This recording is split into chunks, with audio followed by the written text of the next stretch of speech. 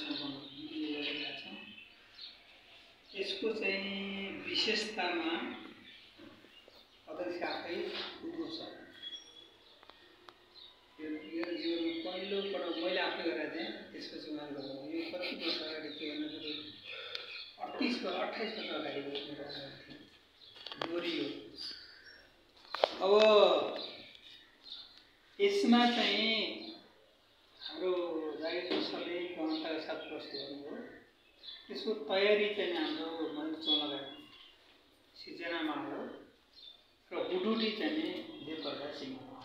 त्यसैले अब आउँदा दिनमा यिनीहरूलाई पाइलट व्यक्तित्वमा जिम्मेवारी हामी दिनुपर्यो भन्ने देखिरहेको मैले हाम्रो नयाँ चाहिँ थप लिनु त्यो अग्रगति पनि हो।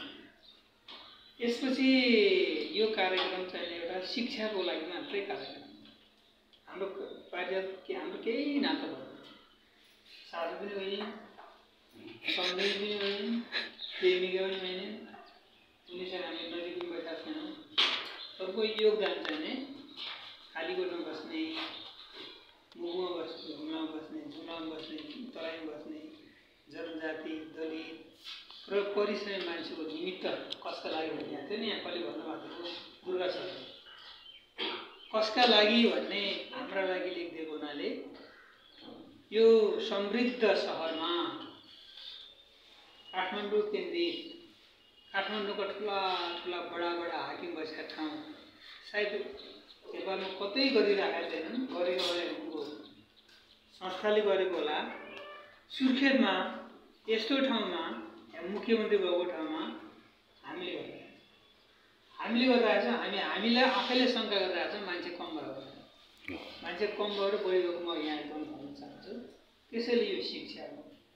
यो शिक्षाको लागि सुरुमा यो दुर्गुमा साइडमा मात्र आएको त्यत्रो मान्छे आउनुभयो। त्यसकारण यो शिक्षा हो जसले नेपालको लागि योगदान दियो। त्यसको लागि चाहिँ सिकाउनको लागि हामीले साना साना भाइ बहिनीहरू भोलि ठाउँमा जानुपर्छ। अब यसमा चाहिँ नि पार्षद हाम्रो प्रमुखले धन्यवाद दिन चाहन्छौँ। अनि त्यसपछि गरेर चाहिँ हाम्रो चाहिँ नि जारकोटका साथीहरू धेरै आउनुभयो। 8 जना आउनुभएको थियो उपलब्धिपूर्ण कुरा हो। त्यसपछि गएर अनि हाम्रो चाहिँ यो बाल आउनुमा छ यो उपलब्धि कुरा हो। नयाँ कुराहरू यसमा आएको छ यो उपलब्धि कुरा हो। यसमा चाहिँ नि हाम्रो मुख्य सचिवले सङ्घर्षलाई मिसाइलको भाषणपछि अनि उठाउनु भयो सञ्जालमा धेरै आउँछ। हाम्रा नेताहरू अहिले के छ भन्दाखेरि अरू एकजना साथीले भन्नुभयो थियो म काठमाडौँ कुर्सीमा बस्न चाहन्छु भने जस्तै हाम्रा नेताहरूले के बोल्नुपर्छ के बोल्नु भन्ने कुरा त्यो समीक्षा गर्ने त्यो माओवादीमा पनि छैन त्यो एमाले पनि छैन। त्यो अर्को चाहिँ नि मान्छेहरू जानेकै छैन भन्ने म हुम्ला गयो भने मैले त्यो हेपेर त्यो बोल्दैन रोज्नु नै खाली गयो भने हेपेर बोल्दैन। त्यो चाहिँ यो कुरा हाम्रो पार्टीको हाम्रो बहुदलको हाम्रो गणतन्त्रको यो चाहिँ कमजोरी हो। यो कुरा चाहिँ नि सच्याउनुपर्छ। यो सच्याउनुपर्छ भन्ने कुरा मैले त्यसकोले मैले बोलेको धेरैले कमेन्ट भएको छ। त्यसलाई म पनि स्वीकार गर्छु।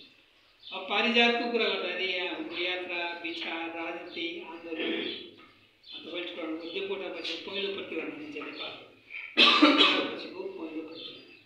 त्यसमा उत्कृष्ट जाने कविता मैले मान्छु मानुषी साल्गीको कुरा बुलाफिरी आँसु अनिको पहाड शिरीषको फुल पनि हो उत्कृष्ट मान्छु। र उनका कविता र हाम्रा कविता चाहिँ केही मिल्दैन। तपाईँ पढ्नु मैले भर्खर उनको कविता पढ्न सकेको छु। हाम्रो शैलीको शैली केही मिल्दैन।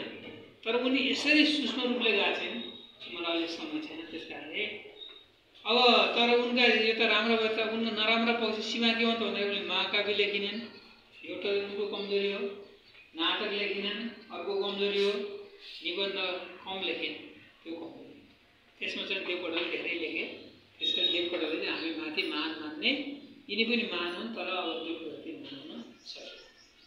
त्यसपछि गर्दा उनी प्रगतिवादी भए। उनको चाहिँ चेतना स्तरले चाहिँ विकसित क्रम प्रगतिवादी।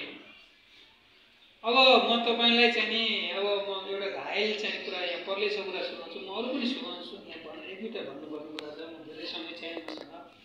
पर्लेछको सचिवको म क्यान्डिडेट हो अहिले। मलाई नेपाल